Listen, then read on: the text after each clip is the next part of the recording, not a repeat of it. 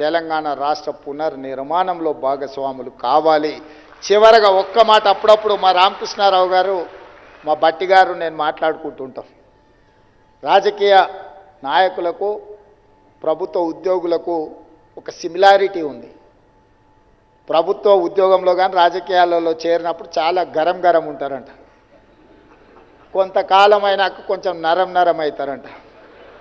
ఇంకొంత కాలానికి బేషరం అవుతారంట.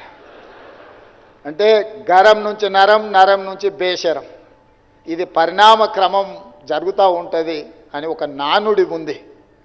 ఈ నానుడికి ఇది తప్పు అని నిరూపించే బాధ్యత మీ దగ్గర ఉంది అని నేను భావిస్తున్నా. మీరందరూ కూడా ఖచ్చితంగా తెలంగాణ ఉడుకు రక్తాన్ని ప్రదర్శించి తెలంగాణ భవిష్యత్తు నిర్మాణానికి మీరు సహకరించాలి. పేదవాడు నిస్సహాయుడు నీ దగ్గరకు వచ్చినప్పుడు సహాయం చేసేటప్పుడు మీ కళ్ళల్లో మీ తల్లిదండ్రులు గుర్తు రావాలి. మీ తల్లిదండ్రులు 90% ఇక్కడ ఉన్న వాళ్ళు పేదరికం నుంచో, మారుమూల ప్రాంతాల నుంచో, గ్రామీణ ప్రాంతాల నుంచి వచ్చారు. రేపటి నుంచి మీరు అధికారులు కాబోతున్నారు, ఆఫీసర్స్ కాబోతున్నారు. నిన్నటి వరకు మీరు నిరుద్యోగ యువకులు, గ్రామీణ ప్రాంతాలలో ఉండే సామాన్యమైన కుటుంబ సభ్యులు. కానీ ఈ రోజు నుంచి తెలంగాణ రాష్ట్రాన్ని నడిపించే యంత్రాంగం అధికారులు, ఆఫీసర్స్. ఈ రోజు నుంచి మీ టైటిల్ ఆఫీసర్. ఈ ఆఫీసర్ అనే పదానికి ఎంతో ఇంటెన్సిటీ ఉంది, ఎంతో బలం ఉంది. ఈ బలాన్ని మీరు అంచనా కూడా వేయలేరు.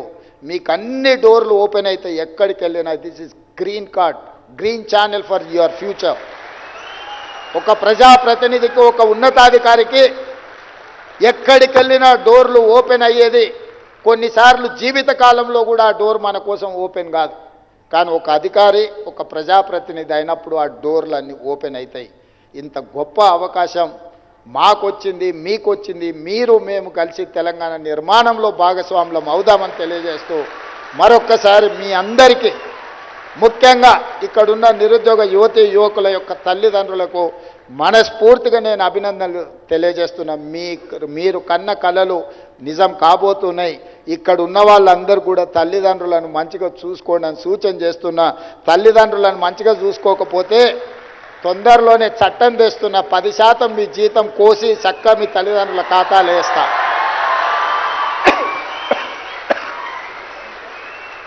మీ భవిష్యత్తు కోసమే సర్వం ఒడ్డి, మీకోసమే సర్వం త్యాగం చేసిన తల్లిదండ్రులను గుండెల్లో పెట్టి చూసుకొని భుజాల మీద పోయాల్సిన బాధ్యత మీదే.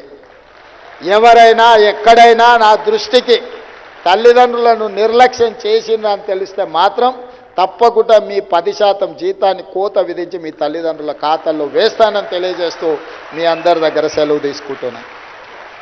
Thank you sir.